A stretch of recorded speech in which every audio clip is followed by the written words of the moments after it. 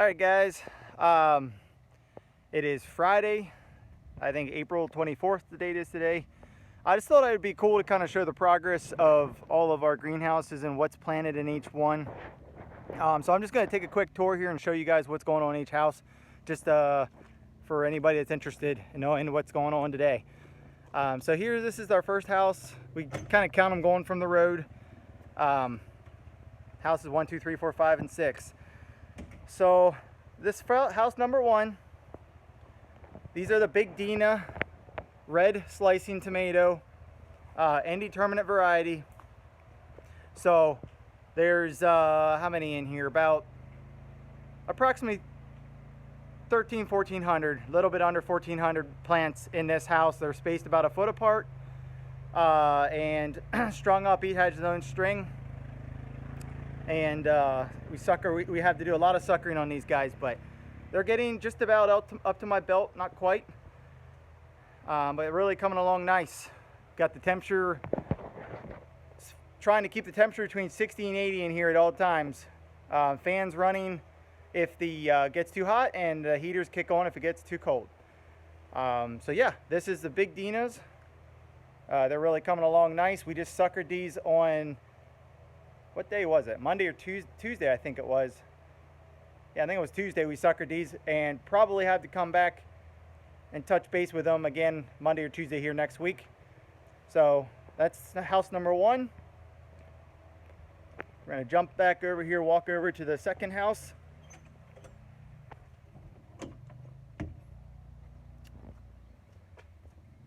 So as you see, it did rain a lot here in the last 24 hours. Got some puddles laying around. The rye there is where my pumpkins are gonna go. Everything you see that's in green, I'm gonna be planting pumpkins here in June. That rye likes that rain.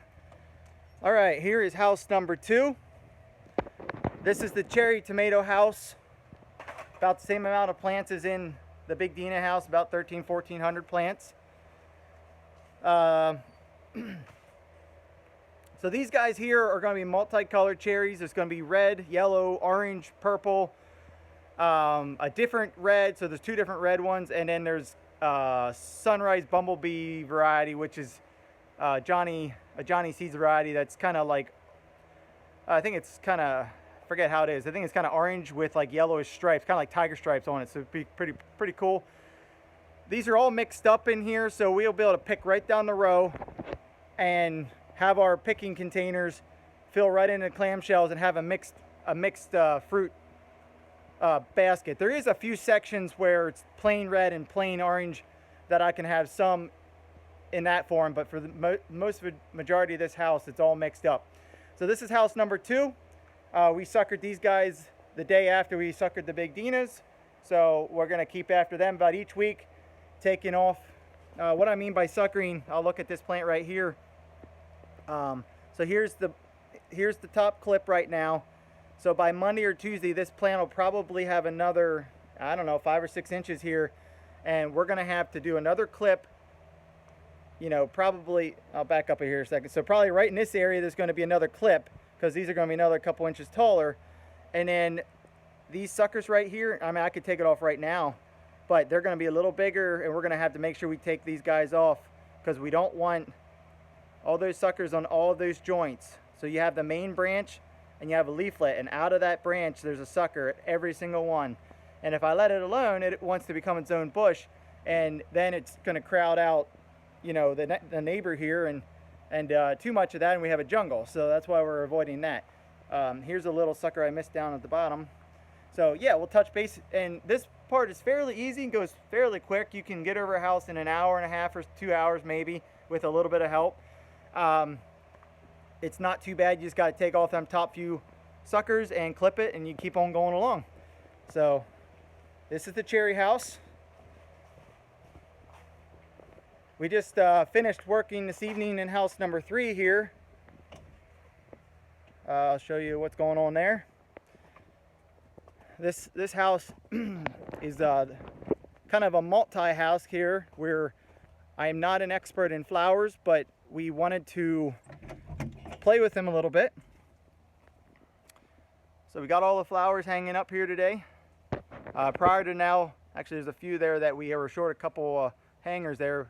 We need to get another pack of hangers. We're one pack short. But prior to now, I didn't have these all up in the air yet, which I just didn't have the time to get it done, unfortunately. Hopefully to another year, we're not quite so far behind, and we don't have to do it when they're blooming out like this. But we got them all mostly hanging up. And as you see, there is some tomatoes down below.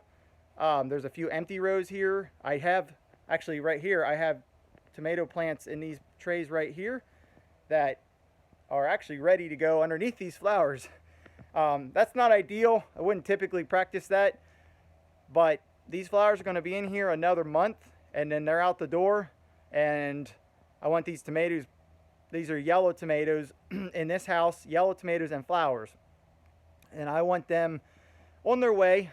As you see the far end there, actually it's the same size as these you see right here, but the younger ones I plan are going to be in the other rows here. So I want them coming along. I don't want to waste time. I got to try to make every penny count everywhere I can. So, but yeah, I almost wish I could jump up top. There's a pretty cool view, but there's a lot of color in this house. So this is half flowers, and the other half is tomatoes for now.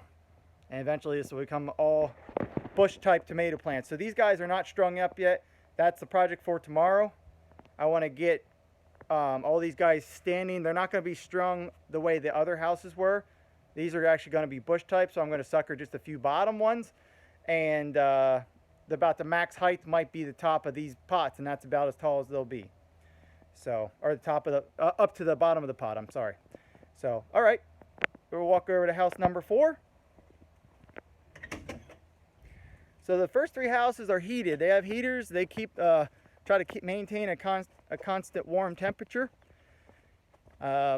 We just planted house number 5 and number 4 and number 5 just this week. We got them planted, and this is the ghost house. Now, now we'll pull one of these off here just so we can see what's going on here. So this is the pepper house.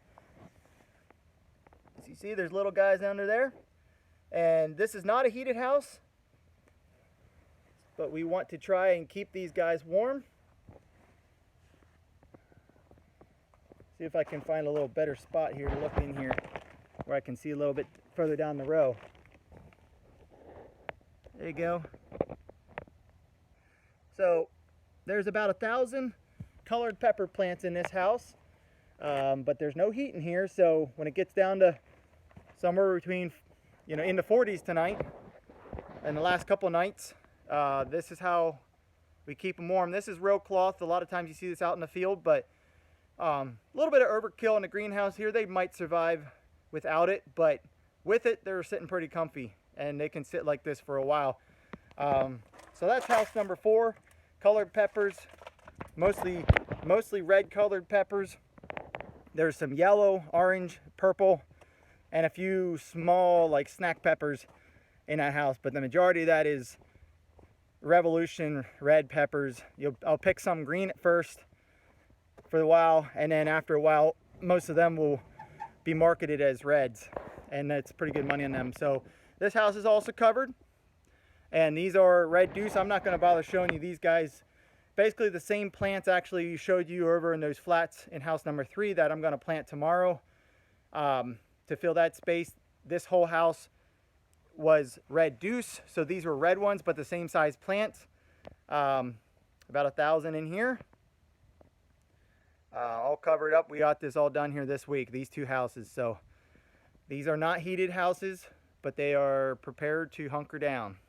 So I had the neighbor man acted like we were having a wedding dinner in here or something, the way this was looking. So he was getting ready to pull up his chair. But so let me show you here number 6 yet. Number 6.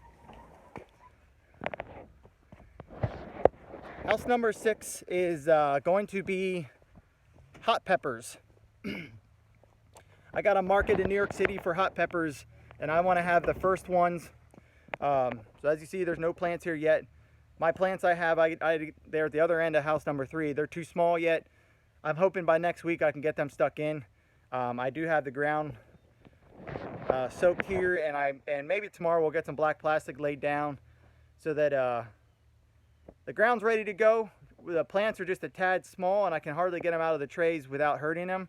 But if I get time tomorrow, we might get this laid down. I might get them planted and covered up because it'd be nice to get them going. But I got a few things on my list ahead of that. I got to get some. I got